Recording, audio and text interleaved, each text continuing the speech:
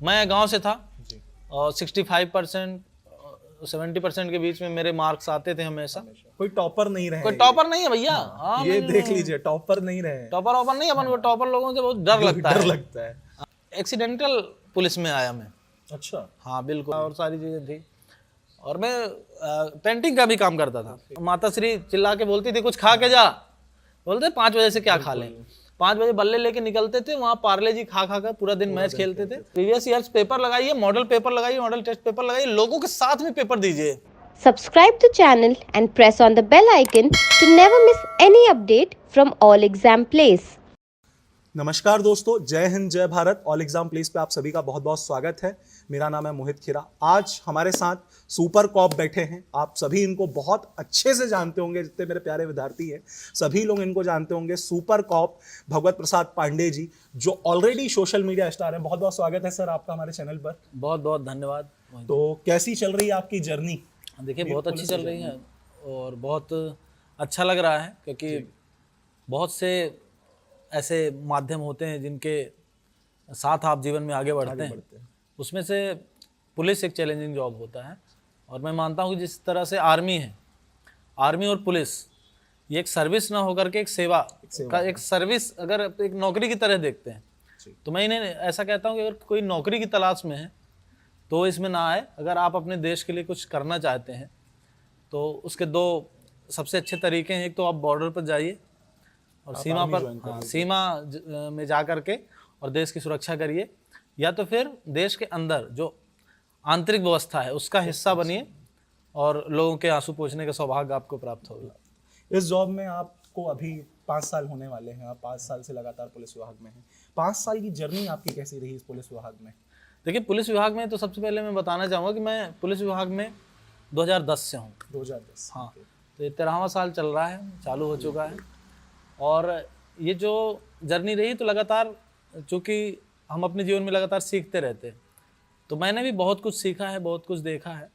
और पुलिस में आने से पहले कि एक जो सोच रहती है कि यार एक बड़ी बात होती है, लोग कहते हैं कि यहाँ पे अच्छा नहीं हो रहा, इस जॉब में अच्छा नहीं हो रहा, ये व्यक्ति अच्छा नहीं कर रहा, वो व्यक्ति अच्छा नहीं कर रहा। मैं मानता हूँ कि अगर हमें लगता है कि इस क्षेत्र में अच्छा नहीं हो रहा है तो उस क्षेत्र में आपको जाना चाहिए और आप अच्छा करके एक उदाहरण प्रस्तुत करिए। तो पुलिस में आ करके जो लोगों की एक बड़ी शिकायत पुलिस से रहती है कि पुलिस का जो व्यवहार है थोड़ा रूखा सा रहता है, रूट टाइप का रहता है। रूट टाइप का पुलिस का व्यवहार रहता है। तो उस ऐसा वो क्यों होता है और उसको कैसा होना चाहिए, इसी सोच के साथ आगे बढ़ करके मैंने पुलिस को ज्वाइन किया था।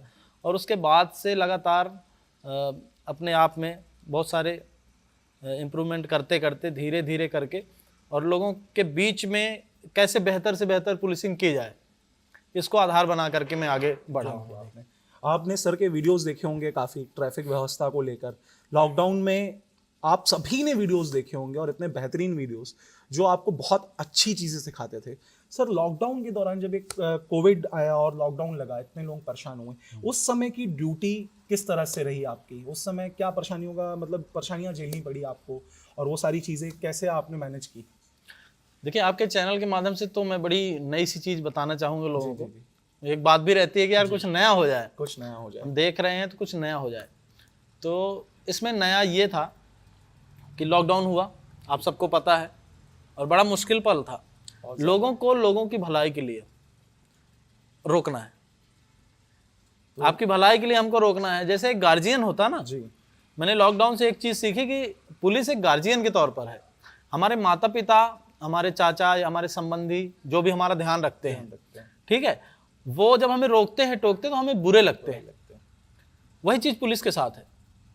हम एक अच्छा माहौल बनाने के लिए, एक अपराध मुक्त माहौल बनाने के लिए, एक ऐसा माहौल बनाने के लिए जिसमें सभी लोग यातायात नियमों का पालन करें, दैनिक जीवन में अच्छे नागरिक बने, उसके लिए पुलिस एक व्यवस्था के तौर पर काम करती है। और उसका यही चैलेंज होता है कि जो चीज़ें चल रही हैं वो अच्छे से चलती रहें, और जब उसमें कोई रुकावट आती है तो फिर वहाँ पर पुलिस आ जाती है।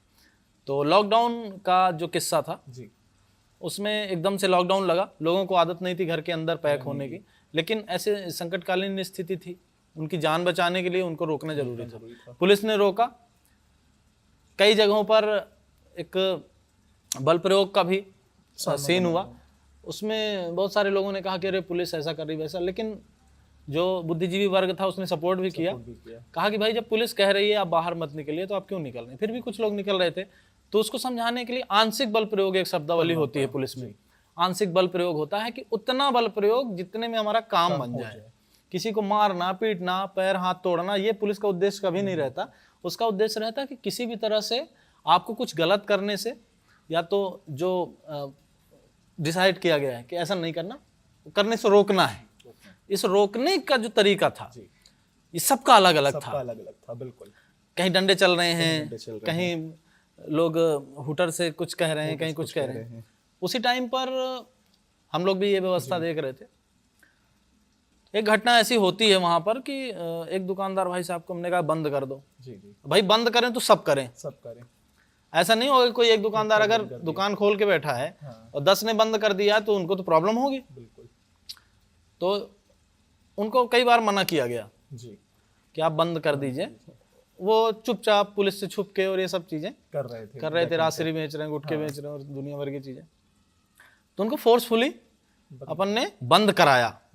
उसका छोटा सा वीडियो बना, वीडियो वायरल हुआ, बहुत वायरल हुआ। लोगों ने ना सोचा ना समझा, उस पर कमेंट कर रहे हैं पुलिस गलत कर रही है, पुलिस को ऐसा नहीं करना चाहिए। मन में दुख हुआ क्योंकि हम लोग 16 से 18 घंटे काम कर रहे थे उस समय। बिल्कुल 4 घंटे सो रहे हैं, 1-2 घंटे तैयार होने में लग रहा है, 4 घंटे 5 घंटे से ज़्यादा की नींद नहीं हो पा रही थी। तो लगा कि यार इनके लिए हम इतना कुछ कर रहे हैं और ऊपर से इन्हीं की नज़रों में विलन बन रहे हैं, तो ये अच्छा नहीं है। ईश्वरीय प्रेरणा मिली और पता नहीं मेरे दिमाग में आया कि अब जो भी व्यक्ति गलत करता दिखेगा मैं उसका वीडियो बनाऊंगा जिससे कि आरोप प्रत्यारोप ना लगे। अब होता क्या, जैसे हमने रोका किसी को, अब वो अगर किसी से शिकायत करेगा तो क्या बोलेगा, इतना नहीं बोलेगा कि हमने रोका, बोले अरे बढ़ा चढ़ा के बोलेगा, बोले अरे पुलिस ने हमको गाली दी और ये किया और मारा और पीटा। हमने कहा यार वीडियो बनाएंगे और प्रूफ रखेंगे अपने पास। बस यहीं से इसकी शुरुआत हुई। और वीडियो बनाना चूंकि आपको भी पता है मोबाइल में कितना वीडियो आप बना सकते हैं, उसका स्पेस आपका फुल हो जाएगा।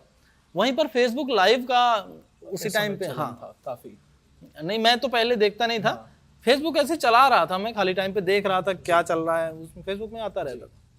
वहीं पे एक लाइव ऑप्शन मुझे दिखा मैंने कहा ये लाइव ऑप्शन क्या है, ध्यान दिया मैंने, बस बैठे थे खाली मस्ती मजाक, लाइव चालू किया, देखा तो वीडियो चल रहा है, लाइव आ गए।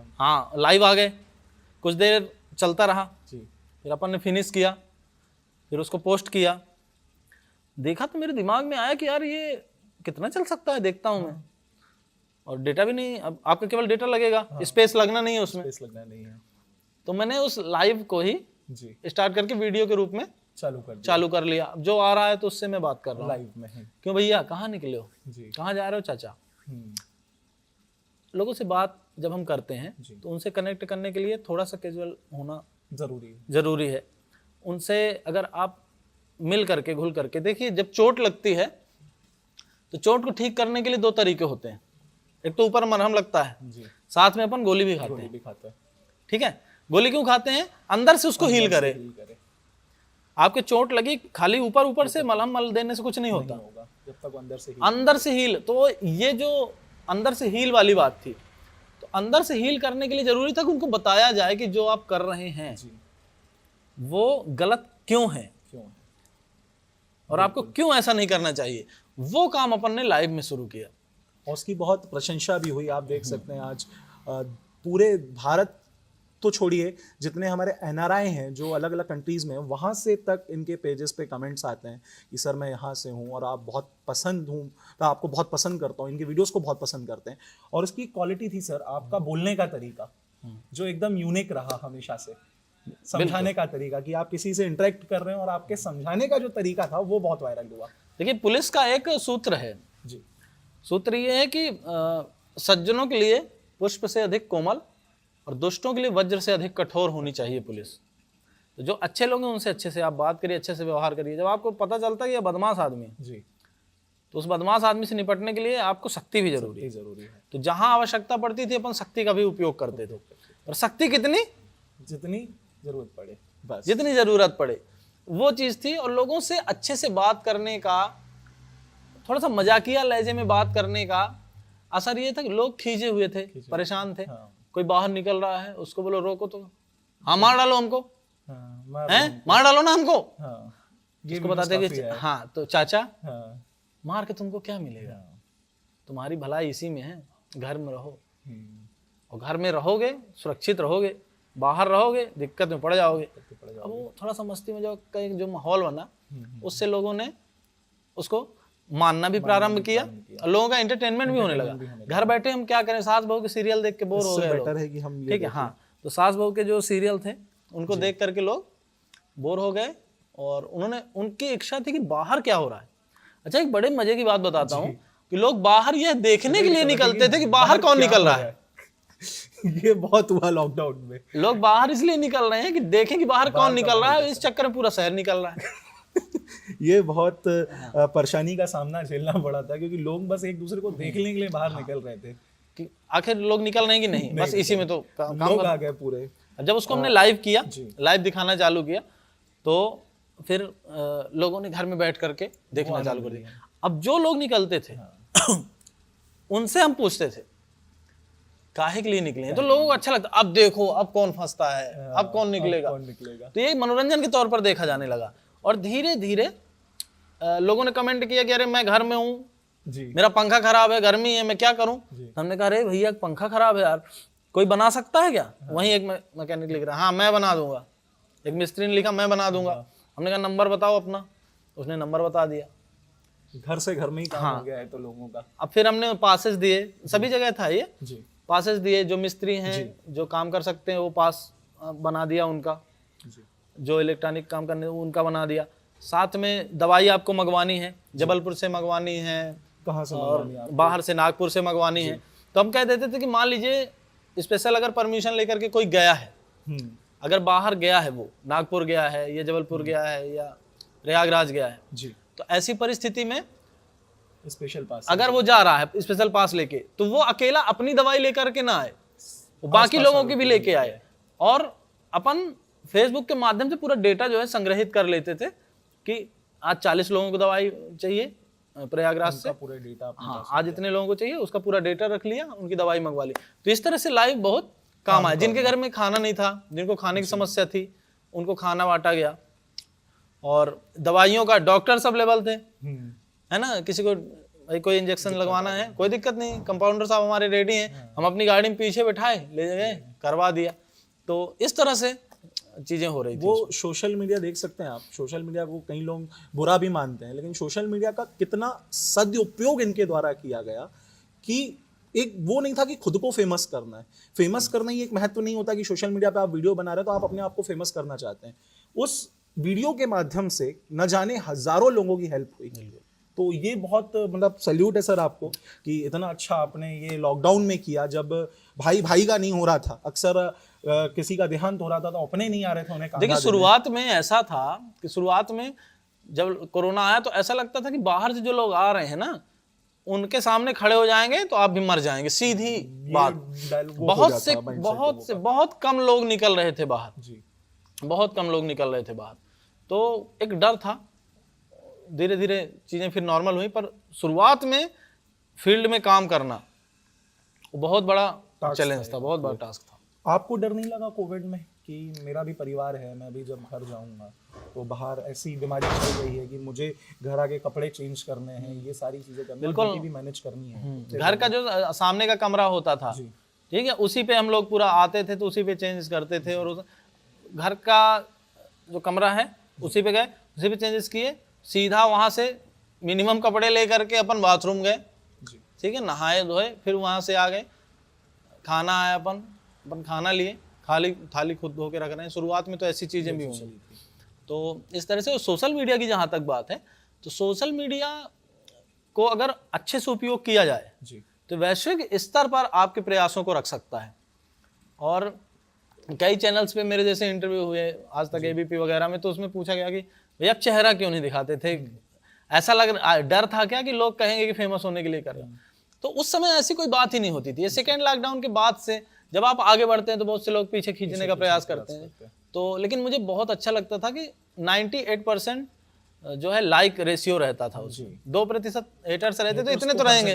लोगों को भगवान से शिकायत है, वो हमारे चैनल पे भी आ जाते हैं, कोई बड़ी बात नहीं है। तो लोगों को तो ईश्वर से भी शिकायत है, तो हम लोग तो मनुष्य, हेटर्स का आप कुछ नहीं कर सकते, वो तो थोड़े बहुत आएंगे। और एक चीज और है कि अगर चुनौतियां नहीं आएंगी तो आपको आगे बढ़ने की प्रेरणा नहीं मिलती। तो चुनौतियां भी आवश्यक हैं। और उन लोगों ने जब मुझसे पूछा कि क्या आप इसलिए चेहरा नहीं दिखाते थे, तो फिर मुझे याद आया, मैंने कहा नहीं यार, ये तो मैंने सोचा ही नहीं। मैं तो भाई सामने चीजें क्या हो रही हैं मैं दिखा रहा हूँ, मेरा चेहरा आए ना आए उससे मतलब नहीं है। और कुछ दिनों बाद फिर आवश्यक हुआ कि चेहरा रिवील करना चाहिए, कहीं फ्रॉड वगैरह होने लगते हैं, सारी चीजें होने लगती हैं। तो फिर और एक अपना दरबार चला करता था शाम को, क्योंकि लाइव के दौरान बहुत से लोगों के जो समस्याएं हैं, मैसेज इतने आते थे, 10,000 कमेंट आ रहे हैं, तो एक साथ 5 घंटे में 10,000 कमेंट, 8,000 कमेंट हो जाएं तो अपन सबको देख नहीं सकते। शाम को हमने 2 घंटे टाइम निकाला, 1 घंटे 2 घंटे का, शाम को 8 बजे, और उस पे अपन बैठ के फोन ऑन रहता था, फोन पे समस्या आती थी और समस्या बात करते करते फोन पे वो समस्या बता रहा है, कोई ना कोई स्क्रीन पे मैसेज कर देता है इस समस्या का मैं समाधान कर दूंगा। तो एक बहुत व्यापक स्तर पे लोगों की मदद होने लगी। तो वहीं से बहुत से लोगों ने इसको किया भी, सीखा भी। इंडिया के कई सारे ऑफिसर्स हैं, उन्होंने फॉलो किया इस चीज को, कर रहे हैं इन चीजों को अभी भी। तो बड़ा इसका पॉजिटिव रिस्पांस आया, बहुत अच्छा लगा। और इससे काफी चेंज आया, आपने देखा होगा काफी पुलिसिंग में सुधार हुआ। बिल्कुल हुआ है। एक चीज तो ये थी, मैंने खुद देखा पर्सनली, पुलिसिंग में काफी सुधार हुआ इस चीज को लेकर कि अभी काफी जो बड़े रैंक के ऑफिसर्स भी हैं, लाइक आईपीएस लेवल के भी, वो भी जब कुछ कर रहे हैं तो वो लाइव आ रहे हैं, लोगों को संदेश दे रहे हैं सोशल मीडिया के। उससे पहले सोशल मीडिया का उतना क्रेज नहीं रहता था और पुलिसिंग की छवि ऐसी बनी हुई थी क्योंकि हम सोशल मीडिया पर देख नहीं पाते थे। हम लोगों ने जो न्यूज़पेपर में पढ़ा कि ये पुलिस वाले ने ऐसा किया, थोड़ा बहुत आता था। जैसे कि फेसबुक में अगर मैं बात करूं तो मैंने तो जो प्रारंभ किया था वो पहले तो प्रारंभ ऐसे हो गया सोशल मीडिया लाइव, तो बिल्कुल नेचुरली एकदम से कैसे हुआ मुझे नहीं पता, एक्सीडेंटल हुआ। पर जब आगे बढ़ने लगी चीजें तो फिर मैंने भी देखना चालू किया कि कौन से ऑफिसर्स हैं जो ऐसा काम कर रहे हैं। तो उसमें मैंने दीपक रावत जी को देखा, IAS दीपक रावत जी। तो मैंने जो चेहरा रिवील करके वीडियो डाला था, ऑटो रिक्शे का एक वीडियो था, उसको समझाया था, छोड़ा था, तो दीपक रावत जी को देखने के बाद ही डाला। मुझे बड़ा संकोच होता है कैमरे के सामने आ करके, और आज तक इस कैमरे के सामने भी मैं बोल रहा हूँ कि हम लोगों ने लॉकडाउन में, हम लोगों ने यानी हमने, अगर मैं बोलता हूँ तो उसका मतलब मेरी टीम से है, हमारी पूरी पुलिसिंग से है, हमारे पुलिस अधीक्षक थे उस समय पर, उनकी सारी चीजें। तो मैं एक चीज कहना चाहूंगा कि लोगों को बहुत सी चीजें हमारी टीम ने दी, लोगों के माध्यम से दी, लोगों के सहयोग से दी, लेकिन किसी ने ऐसे देखा नहीं होगा कि अपन ने ऐसे किया हो। ठीक है, ऐसे दिया हो, देना चाहिए। आपके चैनल के माध्यम से मैं बताना चाहता हूं, अगर 10 आदमी मिल करके एक केला किसी जरूरतमंद को दे रहे हैं तो वो मैं गलत मानता हूं। लेकिन अगर एक व्यक्ति 10 केले किसी जरूरतमंद को दे रहा है तो उसको देना चाहिए और उसका फोटो आना चाहिए, क्योंकि वो एक व्यक्ति जब किसी को कुछ देता है तो बहुत सारे लोगों को आइडिया आता है, बनती है, एक प्रेरणा बनती है कि नहीं इन्होंने किया तो मैं भी ये चीज कर सकता हूं। बिल्कुल, लोगों को लगता है कि अरे बहुत से लोग हेल्प करना चाहते हैं, बिल्कुल। बहुत से लोग खाना देना चाहते थे, कपड़े देना चाहते थे, दवाई देना चाहते थे, लेकिन प्लेटफॉर्म कहाँ है? लेकिन संकोच भी करते हैं। संकोच, ये जो 2-4 मुट्ठी भर लोग होते हैं जिनको कुछ करना नहीं है जीवन में, इनको खुद एक चवन्नी उठा के किसी को नहीं देनी। पर जब कोई व्यक्ति अपनी जेब का पैसा दे रहा है तो इनको दर्द उठेगा।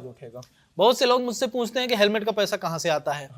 ठीक है, ऑब्जेक्शंस होते हैं अक्सर, हेलमेट का पैसा, कई लोग बोले कि हेलमेट का पैसा कहाँ से आता है, जो कंबल बांटते हो, टॉफीज बांटते हो, गुलाब बांटते हो, उसका पैसा कहाँ से आता है? तो मैं उनको बता देना चाहता हूँ कि मेरी वेतन इतनी पर्याप्त है ठीक है, कि मैं आराम से 10-20 हजार रुपए, 25 हजार रुपए के बिल्कुल गिफ्ट बांट सकता हूँ। बिल्कुल, और ये मेरा स्वतंत्र अधिकार है मेरा, आप अपनी सैलरी से। और अगर मैं एक हेलमेट किसी को दे रहा हूं तो मुझे देख करके, मुझे लगभग सारे प्लेटफॉर्म से अगर मिला दिए जाए तो 20 लाख से ज्यादा लोग मतलब फॉलो करते हैं। ठीक है, 20 लाख लोग अगर फॉलो आपको कर रहे हैं, इसका मतलब कम से कम 2 करोड़ लोग आपको देख रहे हैं। ठीक है, तो 2 करोड़ लोग देखेंगे तो कम से कम 2 करोड़ में 2 लाख 20,000, 2,000 या 200 लोग भी अगर एक एक हेलमेट दे देते हैं किसी को, तो मेरे एक हेलमेट की वजह से 201 लोगों की मदद हो गई। ठीक है। अच्छा, कुछ लोग बोलते हैं कि 1 लाख की गाड़ी खरीदी उसने, तो क्या वो 500 का हेलमेट नहीं खरीद सकता? उसको हेलमेट नहीं देना चाहिए।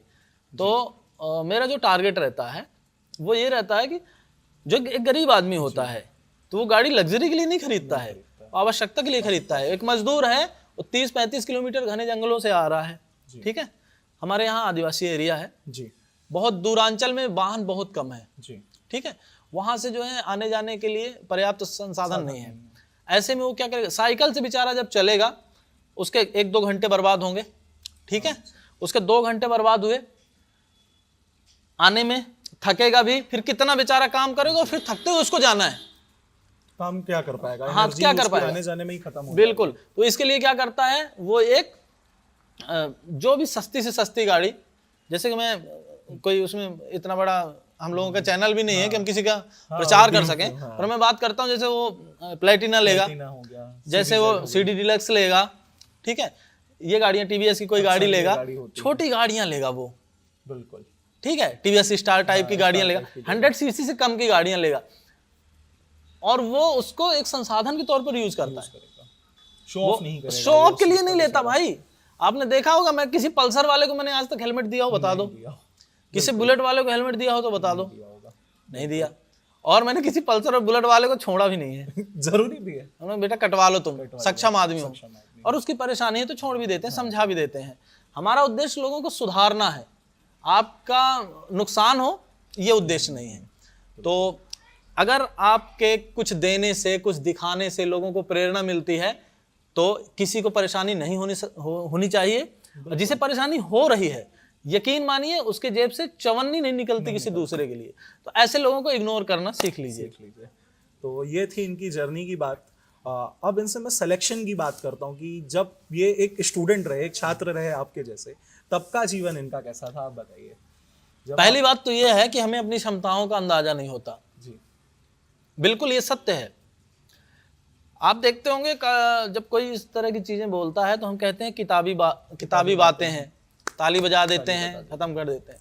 मैं गांव से था और 65% 70% के बीच में मेरे मार्क्स आते थे हमेशा।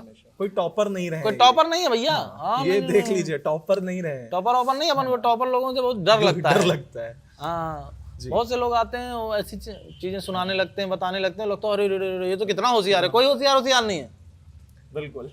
कोई तो इस चक्कर में मत पड़ो भाई कि टॉपर बनना है। कोई बंदा आके आपके पास ज्ञान देने लगे और आपको बताने लगे, ठीक है, हाँ, अमीमा पैरामीशियम पढ़ाने लगे, cos थीटा sin थीटा, तो तुम चकरा जाओ, अरे क्या हो रहा भाई, कितना ज्ञानी है ये। हाँ, बॉस इंडिकस क्या है, ओ अरे बॉस इंडिकस क्या है, तुम बैठोगे तो सब पता चल जाएगा, ग्राना टिग्रीना क्या है, बॉस इंडिकस क्या है, चीज हो जाएंगी क्लियर। सारी चीजें आपकी वहीं, नॉलेज आपके खुद के अंदर है, कोई आपको नॉलेज दे नहीं सकता, आपको खुद का नॉलेज निकालना है, खुद का नॉलेज। और एक बड़ी बात मैंने सीखी सर जी, जब हम लोग पढ़ाई करते थे जी, मेरे गांव से उस समय पे 10 साल 20 साल का अगर एक वो लिया जाए कालखंड जी, उस कालखंड में कोई गया नहीं था किसी सरकारी नौकरी में। मेरे से 10 साल पहले एक पटवारी साहब हुए थे आपके गांव से, मेरे गांव से 10 साल उसके पहले हालांकि उस गांव में बहुत बड़े बड़े अधिकारी हुए थे जी। उसमें हमारे मतलब बहुत डिप्टी कलेक्टर भी हुए थे जी। एक श्री सूर्यकांत गर्ग जी थे, वो डिप्टी कलेक्टर थे, छत्तीसगढ़ में थे, उनकी यश में मृत्यु हो गई है। वो थे, वो एक प्रेरणा का काम ऐसे लोग करते हैं, पर जब जिस एज ग्रुप में मैं था वहां पे 10 साल तक प्रेरणा खाली थी, हाँ। सभी लोगों का ये कहना था जो ज्यादा पढ़ाई कर रहा है, कुछ कर रहा है, अरे यार घर का काम करो, तुम गाय भैंस पे थोड़ा ध्यान दो, और इसमें ध्यान दो, खेती में ध्यान दो। एक मैच खेलने गया था, मैं क्रिकेट का शौकीन था, काफी क्रिकेट खेला मैंने, ये चीज भी याद रखिए, क्रिकेट के भी शौकीन रहे। भयानक क्रिकेट खेला भाई साहब। सुबह निकलते थे हम लोग बल्ले लेकर के, तो वहाँ माता श्री चिल्ला के बोलती थी कुछ खा के जा, बोलते 5 बजे से क्या खा लें। 5 बजे बल्ले लेके निकलते थे, वहाँ पार्ले जी खा कर पूरा दिन मैच खेलते थे। 10-10, 20-20 किलोमीटर, 50-50, 100-100 किलोमीटर जाते थे, खेलते थे पार्ले जी खा करके, और पूरा शाम को लौटते थे, और पूरा दिन भूखे घूम रहे हैं, खेल रहे हैं। ये सारी चीज जरूरी है लाइफ में। कुछ लोग जो अंदर कमरे में घुस करके और कंबल ओढ़ के पढ़ाई कर रहे हैं जो, ठीक है, अब तो एक बड़ी बुराई चालू हो गई है साहब जी। रील्स वाली। रील्स वाली इसकी लत हो गई है अब। ये रील्स को आप हल्के मत लीजिए, लत है। ये लत है और रील्स खत्म नहीं होती, कभी देख लेना। कोई बंदा मेरे सामने आके बता दे कि रील्स खत्म हो गई, ये खत्म हो ही नहीं सकती। आप वो वहां बैठे हुए हैं, वो नहीं इनको दिखाओ रील, दिखाते रहो, है ना। तो रील्स देखने में समय बर्बाद मत करिए, टाइम मैनेजमेंट करिए। Time management. मैं कुछ आपके साथ कुछ टिप्स शेयर करना चाहूँगा। जब मैं गांव में था, जब हमारे आसपास 10 साल के कालखंड में कोई शासकीय कर्मचारी नहीं था, तो हमें लगता था कि सरकारी नौकरी नहीं लग सकती। गांव में सीधी बात होती है कि बिना पैसे की नौकरी नहीं लगेगी, आपको घूस देनी पड़ेगी तब सरकारी नौकरी लगेगी। दिमाग में बैठ जाता है यार पैसे इतने हमारे पास नहीं है कि हम घूस दे सकें जी, और घूस दे करके नौकरी कर सकें। ठीक है, हो सकता है आपके घर वाले भी इस चीज़ों से एग्री ना हो, नहीं यार ये सब नहीं करना। ठीक है, तो एक मैच था जी, मानिकपुर है यूपी का, वहाँ मैं खेलने गया था। तो बढ़िया प्रदर्शन अपन ने किया। तो वहाँ के जो चीफ गेस्ट थे उन्होंने कहा कि यार इनाम दिया और कहा यार तुम बढ़िया अच्छे लंबे चौड़े लड़के हो, तुमको यार आर्मी में जाना चाहिए। तो वहाँ से मैंने कहा कि हाँ यार बोला जा रहा है, आइडिया मिल रहा है, अच्छा है। मैं घर लौटा, जब घर लौटा 1-2 लड़कों से और बात की, बड़ी मुश्किल से 2-3 लड़के रेडी किए मैंने कि सुबह उठेंगे और दौड़ लगाएंगे।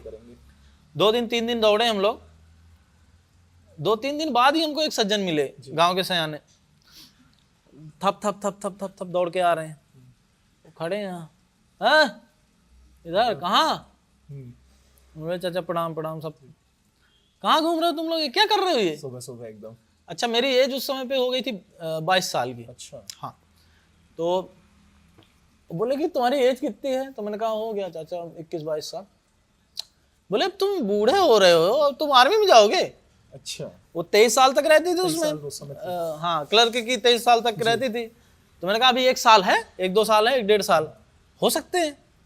अरे बोले कि यहाँ इतना दौड़ धूप करके घर का खाना मत बर्बाद करो, यहीं इतना कूदोगे खेलोगे, फालतू में इतना दौड़ोगे, घर जाके खाओगे बहुत तेज और सो जाओगे, कोई काम नहीं करोगे। तो इससे अच्छा है कि तुम खेतों में चले जाओ, कुछ काम धाम करो, चारा वारा ले आओ, तो पशुओं को दो तो दूध देंगे, तो खाओगे, दौड़ के कहाँ जाओगे? दौड़ के कहाँ जाओगे? तो बस उस दिन से वो हमारे जो 2-3 साथी थे बोले हाँ यार बात तो चाचा ने सही बात बोली है यार। दूसरे दिन मैंने फोन लगाया, मैंने कहा चलो भाई। बोले अरे भाई ये हो रहा है वो हो रहा है। मैं समझ गया नहीं आएंगे। मैंने कहा अब तो हमने ठान लिया भैया, अब हमने ठान लिया, चाहे अकेले दौड़ना पड़े। तो फिर मैं अकेले सुबह अकेले ही चालू कर दिया था, चलता रहता था। उस समय जिम भी जाता था उस समय पे। तो सतना 13 से 14 किलोमीटर है। ओके, आपके हाँ, तो साइकिल से जाता था, शाम को जाता था मैं। तो शाम के टाइम को मैंने सुबह कर लिया जिम का। अकेले दौड़ना थोड़ा सा वो लगता है। हेडफोन लगाया, साइकिल निकाली, खट 14 किलोमीटर गए।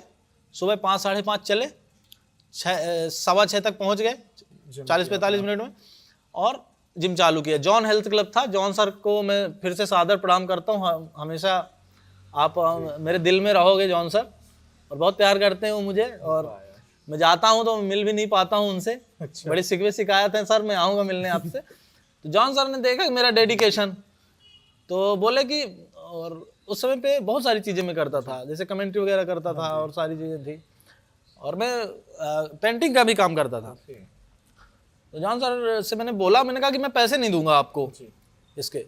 घर से ऐसी कोई परेशानी नहीं थी, घर से पर्याप्त पैसे मिल सकते थे, पर मुझे लेना थोड़ा सा अच्छा नहीं लगता था। फिर से मैं बता दूं, मैं ये नहीं बोल रहा हूं कि घर से पैसे मत लो, पर कोशिश करो कि ना लेने पड़े। उससे 2 चीजें होती हैं, खुद पूरी करना सीखो। उससे साथ 2 चीजें होती हैं। जिस दिन आप खुद से पैसा कमाओगे तो पैसे की वैल्यू आपको पता चलेगी, और आपको मोटिवेशन मिलेगा पैसे कमाने का। घर से पैसे आ रहे हैं और आप उड़ा रहे हैं, तो फिर आप समझ लीजिए कि आप गलत दिशा में जा रहे हैं। आप उड़ाते ही रहेंगे कि पता आपको घर से आप वैल्यू नहीं, जिस चीज की वैल्यू नहीं है, जिस चीज की आपको वैल्यू नहीं है, उस चीज को आप प्राप्त नहीं कर पाएंगे जी।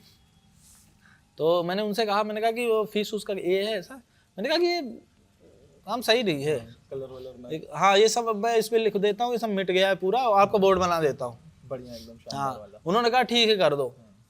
मैंने सीधे अपनी टीम उठाई, जो 2-3 लड़के मेरे अंडर में थे, उनको लाया, पूरा पुताई उन्होंने करी, मैंने खुद अपने हाथों से लिखा, चकाचक कर दिया। जॉन सर बोले कि भागवत पांडे जिंदाबाद, बहुत बढ़िया काम बोले तुम तो करते रहो जिम, कोई दिक्कत नहीं है, और कुछ चाहिए बताओ। मैंने कहा कोई सप्लीमेंट वप्लीमेंट का कुछ नहीं लेना, नेचुरल डाइट से करते रहे, अपन करते रहे जी।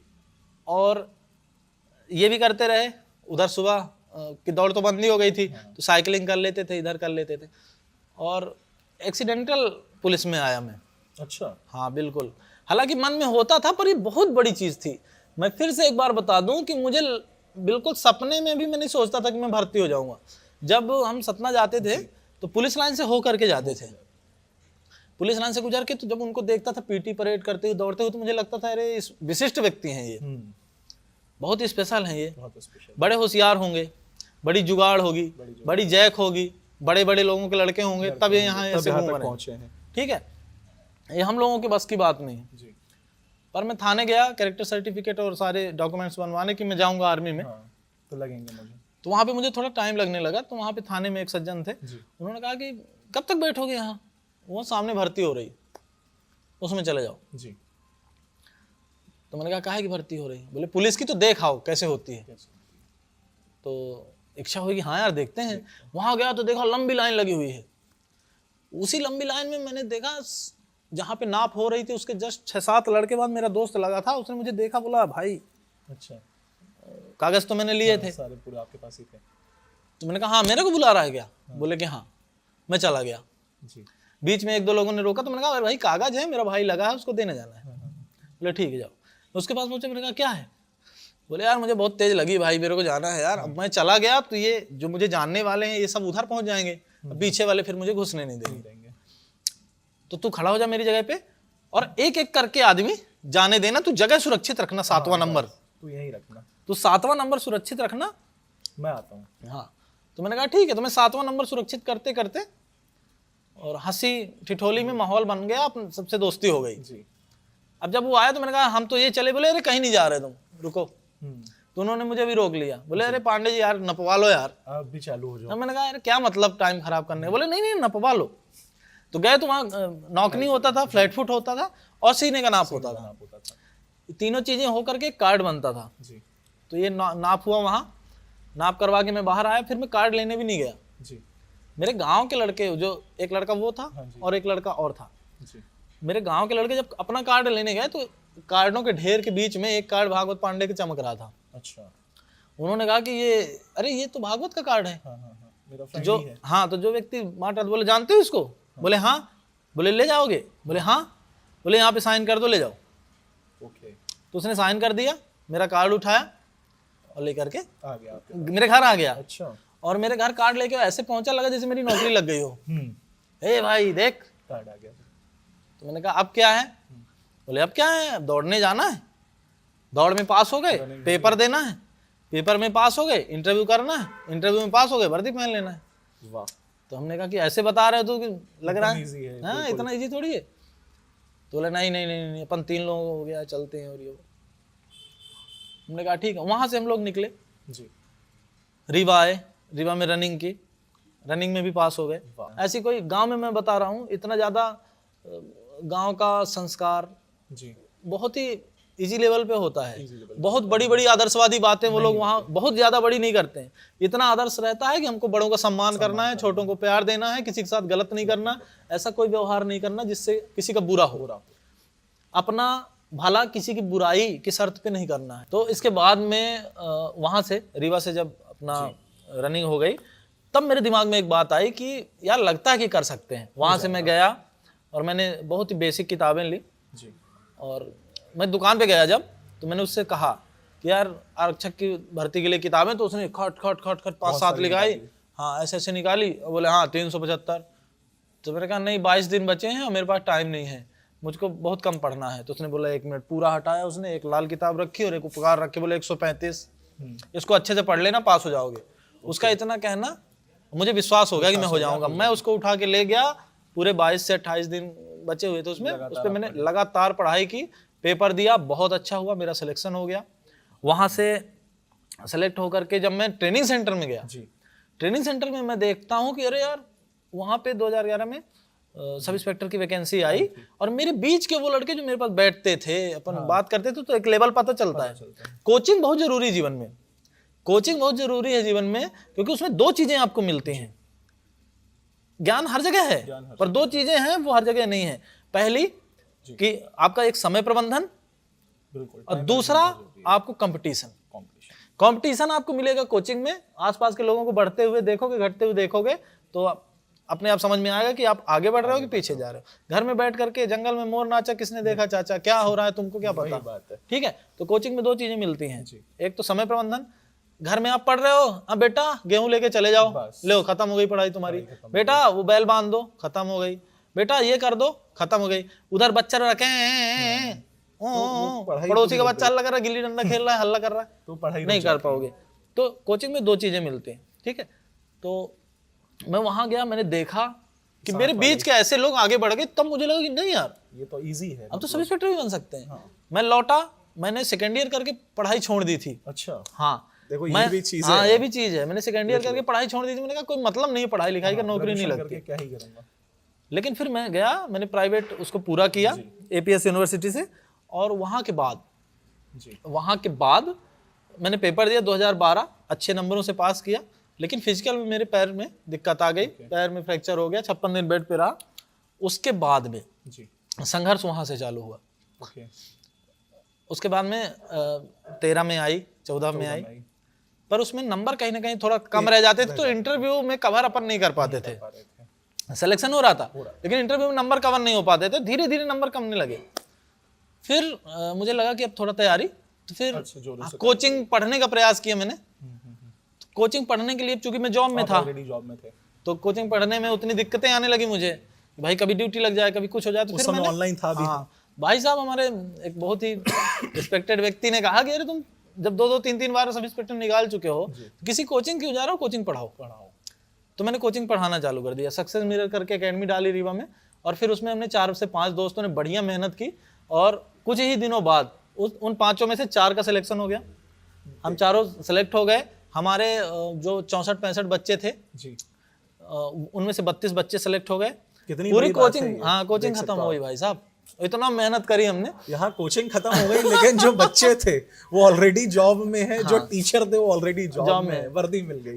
जिन बच्चों को अभी नहीं मिली थी वर्दी, या तो कुछ नहीं मिला था, वो बच्चे भी अभी जो कांस्टेबल भर्ती में 3 बच्चे मेरे भी आए उसी कोचिंग के। अब बताइए, तो उसमें मैंने जो मूल मंत्र है वो अब शॉर्ट में मैं आपको बता देता हूँ, समय की भी थोड़ी दिक्कत है, शॉर्ट में बता देता हूँ कि पहली बात कि आपको रेगुलर पढ़ाई करनी है नियमित रूप से, पहली बात।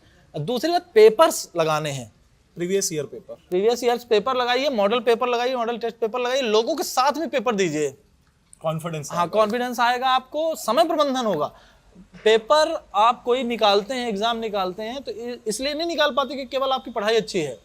हाँ 60% आपकी पढ़ाई होनी चाहिए, 20% आपकी तैयारी होनी चाहिए समय प्रबंधन की, और 20% होता है आपका लक। क्योंकि देखिए नेगेटिव मार्किंग तो है नहीं अभी, नेगेटिव मार्किंग है नहीं, तो एक तुक्का मारने वाली जो चीजें नहीं, उसको तो भूल जाओ आप। 60% आपकी पढ़ाई, 20% आपका प्रबंधन, एक्यूरेसी टाइम की। और एक्यूरेसी कैसे आती है, जब आप प्रैक्टिस करते हैं। ठीक है, प्रैक्टिस करेंगे तो डाउट नहीं रहेंगे, सोचने में टाइम नहीं लगेगा, अरे यार ये है कि ये, जब आप हर प्रश्न पे ये है करेंगे कि ये या ये, पिट गई गाड़ी, टाइम खत्म हो गया आपका। तो वो चीज मुझे हिट करती है कि पहली चीज तो अगर हो सके तो कोई कोचिंग आप ज्वाइन कर लो, या तो कोई स्टडी ग्रुप ज्वाइन कर लो। कोचिंग नहीं ज्वाइन कर रहे हो, पैसे नहीं, कोई दिक्कत नहीं, स्टडी ग्रुप बनाइए अपना, और आसपास फ्रेंड जोन है, बिल्कुल अलग होकर के पढ़िए। बिल्कुल आप एक घर के माहौल में मत पढ़िए, थोड़ा सा अलग होकर के पढ़िए। और टेक्स्ट पेपर डेली लगाइए, मॉडल पेपर डेली, एक पेपर आपकी जो भी परीक्षा है, जो भी आप आगे अचीव करना चाहते हो, उसका मॉडल पेपर डेली लगाइए, डेली।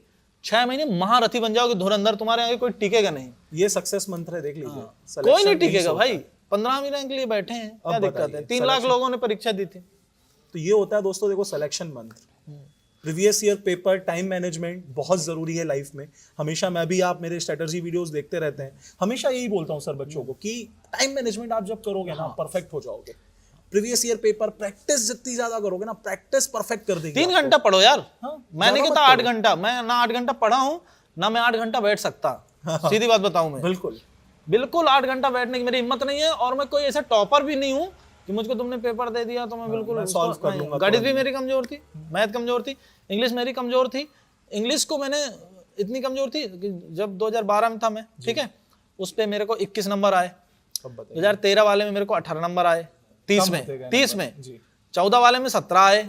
मैं समझ गया कि कमजोरी कहाँ है, इंग्लिश में हो रही है। मैं वहाँ घुसा, पूरा ग्रामर और सब ठीक ठाक किया, वहां जाकर के बढ़िया सेट किया। विश्वास नहीं करेंगे, 30 में से 28 नंबर जो मुझे पढ़ाता था मेरा दोस्त, इंग्लिश जो मुझे पढ़ाता था, जो मुझे गाइड करता था एक्चुअली, उसके 22 नंबर आए इंग्लिश में और मेरे 28 नंबर आए। वो कह रहा अरे यार क्या बताऊं यार, अब मैं बोलूं अरे यार ये 2 कैसे छूट गए। ठीक है, ये होता है कॉन्फिडेंस। बिल्कुल, बहुत पढ़ाते इस स्थिति में अपन पहुंच गए थे भाई साहब कि अब जब पेपर देने बैठे ना, तो जैसे ही 3 लाइन ऊपर की पढ़ते थे ना, तो फिर ढूंढते थे कि बाण भट्ट कहाँ है। बिल्कुल, ये आंसर आ जाता था। हाँ, अपन ऑप्शन नहीं देखते थे, क्या करने, नहीं बाण भट्ट है, इसका आंसर है कहाँ, ये है सी, चलो आगे बढ़ो। ये होता है जब आप पढ़ाई करते हैं और 3 घंटा पढ़ो। मैं फिर बोल दूं 2 घंटा आप कोचिंग जा रहे हो, 2 घंटा उसका रिवीजन घर में कर लो अगर कर सको। एक बड़ी बात आपके माध्यम से मैं बताऊंगा कि अगर आपको सब इंस्पेक्टर बनना है तो आप अभी से अपने आप को सब इंस्पेक्टर मान लो। 8 घंटे की ड्यूटी तो करोगे ना। हमारी ड्यूटी तो भाई साहब 10 से 14 घंटे की रहती है। आप ये मान लीजिए, आप सब इंस्पेक्टर की तैयारी कर रहे हैं, तो आप ये मान लीजिए कि आप बन गए हैं और आपकी ड्यूटी चालू हो चुकी है बिना सैलरी की, और आपको 14 घंटे ड्यूटी करनी है और उस ड्यूटी में आप पढ़ाई कर लो बस। हाँ, सब इंस्पेक्टर की तैयारी करोगे, डीएसपी बन जाओगे, पीएससी निकल जाएगा। जो रियलिटी है, ये हकीकत है। आप लोग क्या ना सोचते हो कि यार 8 घंटा टाइम मैनेजमेंट, आप लोग पहले शेड्यूल बनाते हो, फिर 4 दिन उस शेड्यूल को फॉलो करते हो, 5वें दिन फिर वो हटा देते हो। लेकिन इन्होंने जो बोला ना कि अभी से मानो, कॉन्फिडेंस अभी से, वो वर्दी वाला रुतबा जो है ना, एक बिल्कुल देखो बैठे हैं एकदम चलो के, तो ये रुतबा अभी से ले आओ। मोबाइल छोटा ले लो, जब तक आपकी जॉब नहीं लगती है, छोटा मोबाइल लो जिसमें रील ना हो, फेसबुक रील ना हो, इंस्टाग्राम फेसबुक ना हो। हाँ, ऑनलाइन पढ़ रहे हो, बिल्कुल जैसे हमारे वीडियोस देख रहे हो, आप लेक्चर्स देख रहे हो, पढ़ो, घर में पढ़िए, इंस्टाग्राम अनइंस्टॉल कर दो, फेसबुक अनइंस्टॉल कर दो, ज्यादा बातें नहीं करो किसी से, अपने टाइम मैनेज करना पड़ेगा। टाइम मैनेज करो। अगर आप करोड़ों में अलग बनना चाहते हैं तो आपको करोड़ों में अलग काम करना पड़ेगा। रियलिटी, सीधी सी बात है। कुछ अलग करोगे तभी कुछ अलग बनोगे, नहीं तो फिर करने वाले तो 1000 हैं। आप अभी ये वीडियो देख रहे होंगे, आपका कंपटीटर अभी पढ़ रहा होगा। ये हकीकत है, हकीकत है। आप और ऐसी चीजों को देखना भी है बीच बीच में, मोटिवेशन की चीजें देखो, लोग कैसे बढ़ते हैं देखो, लोगों की बुराइयां ढूंढना बंद करो, लोगों की खूबियां देखो। आपका मित्र सिगरेट पीता है, आपका मित्र दारू पीता है, उसको फॉलो कर रहे हो, दारू पी रहा सिगरेट, अरे वहां क्यों जा रहे हो, पढ़ रहा है। एक मित्र वो भी है जो पढ़ रहा है, उसको फॉलो करो ना भाई। संगत जो है, संगत का भी बड़ा असर है। संगत अच्छी करो, पढ़ने लिखने वालों को संगत करो, तब आप आगे बढ़ोगे। जैसी संगत वैसी रंगत, ये तो पुराना डायलॉग है दोस्तों, आप सभी जानते हैं। तो एक देखिए रियल इंटरव्यू था ये, कोई कट नहीं, कोई एडिट नहीं, एक जो रियलिटी थी, कोई कट एडिट नहीं है इस वीडियो में। मैं बता दूं, कोई हम लोग ऐसा नहीं है, और मैं तो ऐसी बातें बिल्कुल, कोई सवाल भी नहीं थे हम लोगों के, हम लोगों ने ये नेचुरल इंटरव्यू किया और आप देख सकते हैं नेचुरल में चीजें निकल के आई। आपको 1000 इंटरव्यू मिल जाएंगे लोगों के। मैं बोलूं ऐसे गंभीर हो जाऊं और बोलूं कि वो मैंने ठान लिया था, फिर मैं इतनी मुश्किलें आई, फिर मैं वहां गया, फिर मैंने ये तीर मारे, कोई तीर वीर भैया नहीं मारे, बहुत आलसी आदमी थे अपन। लगता था कि ये दोस्त सफल हो गए हैं, बस मोटिवेशन आ गया, अरे ये चला गया, वो आगे बढ़ गया, हम क्यों बैठे हैं भाई। ये मोटिवेशन आया, 2 घंटे 3 घंटे पढ़ते थे, जब उठते थे घूमते थे, फिर से मोटिवेशन आता था। देखते थे लोगों को। ये एक बात सोचना कि जब आप घूम रहे हो, टहल रहे हो, तब आपका कंपटीटर पढ़ रहा है। ये चीज अगर आपके दिमाग में आ गई कि जब आप घूम रहे हो, टहल रहे हो, तब आपका कंपटीटर पढ़ रहा है, फिर आप घूमना टहलना कम करके सीधे किताब लेके बैठ जाओगे और सीधा सिलेक्शन हो जाएगा। ये चीजें आप करते रहिए। होप सो आप सभी को ये इंटरव्यू पसंद आया होगा। बहुत लंबा नहीं खींच रहे हम। बिल्कुल, आगे भी सर आते रहेंगे आपके लिए। तो ये मत सोचिए कि इनका पहला और आखिरी इंटरव्यू है। लगातार आपके मार्गदर्शन के लिए खड़े हैं यहाँ पे, स्टूडेंट्स के मार्गदर्शन, क्योंकि खुद पढ़ाया है उन्होंने, तो खुद ही बोलते हैं कि यार जब भी एक छात्र को जरूरत मेरी लगेगी सर आप मुझे कॉल करिएगा, मैं हमेशा रेडी हूँ। और ये जितने भी लोग मेरा इंटरव्यू अभी देख रहे हैं, मैं इनको बता दूं, आप में से मैं 65% 67% वाला व्यक्ति हूँ, ठीक है। आप में से मतलब 50 से ऊपर प्रतिशत लोग ऐसे होंगे जिनके 10वीं और 12वीं में 65% से ऊपर नंबर आते होंगे। इसका मतलब आप में वो पोटेंशियल है, आप में वो क्षमता है, जो मैं कर सकता हूँ वो आप भी कर सकते हैं। तो देखिए दोस्तों, कॉन्फिडेंस रखिए। सर ने बहुत अच्छी लाइंस बोली आपके लिए। होप सो आपको समझ आई होंगी ये चीजें और आप इसको अप्लाई करेंगे अपने लाइफ में। तो अप्लाई करना बहुत जरूरी है कि जो चीजें वो बता रहे हैं, ऐसा नहीं कि हेडफोन लगाया है अभी सुन लिए बाद में अरे फिर जाके सो गए, बोले कौन पढ़े। तो सकल पदार्थ यही जग माही, कर्महीन नर पावत नाही। क्या बात है, कर्म करो फल होगा। तो वही है दोस्तों, पढ़ते रहिए, ऐसे ही मेहनत करते रहिए।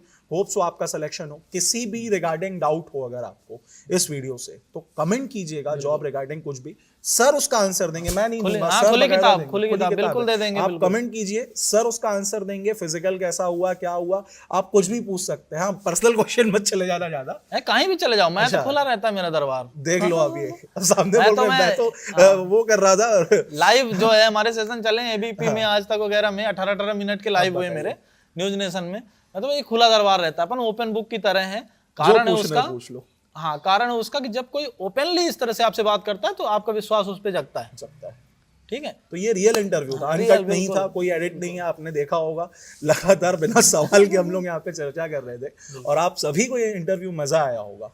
और ये इंटरव्यू नहीं था, ये आपके लिए करियर गाइडेंस था जिसको आप सीरियसली लें। सक्सेस मंत्र है ये। सक्सेस मंत्र है, आप इसको मजाक में मत लेंगे। दुनिया का कोई भी व्यक्ति इसको डिनाई नहीं कर सकता, जितनी चीजें मैंने बताई, क्योंकि मैंने जीरो से चीजें, जिसको जीरो बोलते हैं, इसको जीरो बोलते हैं, वहां से मैंने चीजें करी हैं। पढ़ाई छोड़ने के बाद फिर से इस फील्ड में आना, अब फिर से पढ़ना, 3 से 4 घंटे से ज्यादा मैंने कभी पढ़ाई नहीं की। मैं बिल्कुल झूठ नहीं बोलूंगा आपसे। कभी कभी होता है जैसे एग्जाम आते हैं तो अपन पढ़ते हैं, ऐसा नहीं है। एग्जाम आता है तो महीने 1.5 महीने अपन 6 घंटे 8 घंटे पढ़ते हैं, सब पढ़ते हैं। ये दिल कहता है कि पढ़ पढ़, पेपर आ गया, ठीक है, तो उसकी अलग बात है। पर चाहे आधे घंटे पढ़ो, पर रेगुलर पढ़ो, कोई दिन ऐसा खाली नहीं जाना चाहिए। बिल्कुल, हाँ। और इस पे और एक सेशन के लिए फिर अगर इसमें अच्छा रिस्पांस आएगा, लोग सुनेंगे, नहीं अगर इसको लोग सुनेंगे, अच्छा रिस्पांस आएगा, तो मैं एक सेकंड सीजन अपन लेके आएंगे इसका, इस इंटरव्यू का। तो उसमें मैं बताऊंगा कि इसमें आपके मन को कैसे नियंत्रित करना है। ये तो साइकोलॉजी जो होती है, बहुत बड़ी साइकोलॉजी को पकड़ करके आगे बढ़ने में क्या फायदे हैं, और हम कैसे कम क्षमताओं में अधिक रिजल्ट्स ला सकते हैं, इस पे अपन चर्चा करेंगे। तो पहले देखते हैं इतना ज्ञान इनको पचा कि नहीं। पचा देखो, ज्ञान पचा लेना भाई, क्योंकि आगे वाले जो ज्ञान और है ना, वो बहुत इंपॉर्टेंट होने वाला है। ये भी आपके लिए बहुत इंपॉर्टेंट था, जो सिलेक्शन आपको दिलवा सकता है। ये चीज़ों को बस माइंड सेट क्लियर कर लो कि नहीं, जो सर ने बोला है तो वो चीज़ें मुझे उतारनी है अपने अंदर, उतारना सीखो। और उस चीज़ों को ना ध्यान दे के सुनो कि नहीं, सर ने ये बोला है तो उस चीज़ को मेरे को पढ़ना है। ऐसा नहीं कि 8 घंटे पढ़ना है, मोटिवेशनल स्पीकर नहीं है इतने भी कि बिल्कुल आपको जोश बना दें कि आप चूहे हो तो हम आपको शेर बना दें, वो भी नहीं करना है हमको। जो रियलिटी है, अगर आप 2 घंटे भी पढ़ते हो तो सिलेक्शन हो सकता है। साइंस कहता है सबका दिमाग एक जैसा है। अरे तो कविता बन गई। हाँ, ये कविता बन गई। देखिए, साइंस कहता है सबका दिमाग एक जैसा है, जितना आप उसका उपयोग करोगे। गाड़ी खड़े खड़े जंग लग जाती है, गाड़ी घर में खड़ी कर दो, 6 महीने मत चलाओ, सारे पुर्जे में जंग लग जाएगी। वही दिमाग के साथ होता है, दिमाग जितना उपयोग करोगे उतना बढ़ेगा। ऐसा नहीं है, बहुत सारे लोगों को मैंने सुना है कि वो बोलते हैं कि अरे गलत सलत चीजें पढ़ लोगे तो कचड़ा जम जाएगा। भाई साहब, डस्टबिन नहीं है ये, दिमाग है। दुनिया की सबसे अनमोल चीज है ये, जो चांद तक मनुष्य को ले गई, जो मंगल तक मनुष्य को ले जा रही है। ठीक है, तो इसका कोई सानी नहीं है, और इसके बारे में जितनी रिसर्च वैज्ञानिक करेंगे उतना कम है, ये होता रहेगा। तो अपने मस्तिष्क में सूचनाओं का जितना भंडार आप रख सको रखो, उसको प्रैक्टिस हो जाएगी और रखेगा वो। तो होप सो आपको ये वीडियो जो है पसंद आया हो। मैं धन्यवाद करता हूँ सर, बहुत बहुत धन्यवाद, यहाँ आए और बच्चों को गाइड किया हमारे। Thank you. और आगे ही सर ऐसे करते रहेंगे गाइड आप लोगों को। तो बस शेयर कर दीजिएगा दबा के, है ना, शेयर कर दो अपने दोस्तों से जो 2 घंटे भी नहीं पढ़ते, है ना, तो उनको मोटिवेशन है। तो आज मौज करोगे तो कल रोओगे। बहुत तगड़ा फंडा है इसका, ये हकीकत है ना। आज जिसने मेहनत कर ली, अभी भी मुझे लोग कहते हैं कि अरे तुम अब अधिकारी बन गए तो ये कह रहे हो, वो कह रहे हो, तुम तो यार अधिकारी बन गए, ऐसे बोलते हैं। यार तेरी किस्मत अच्छी थी। किस्मत क्या थी? जब तुम टाइम बर्बाद कर रहे थे तब हम मेहनत कर रहे थे, तुमने तब मौज ले ली, हमने मेहनत कर ली, अब तुम मेहनत कर रहे हो, हमारी मौज है। ये रियलिटी है, देख लो, ये रियलिटी है। स्वस्थ रहें, मस्त रहें, अच्छे कामों में व्यस्त रहें। मिलेंगे आपसे जल्दी, तब तक के लिए जय हिंद, जय भारत, वंदे मातरम, गुड बाय।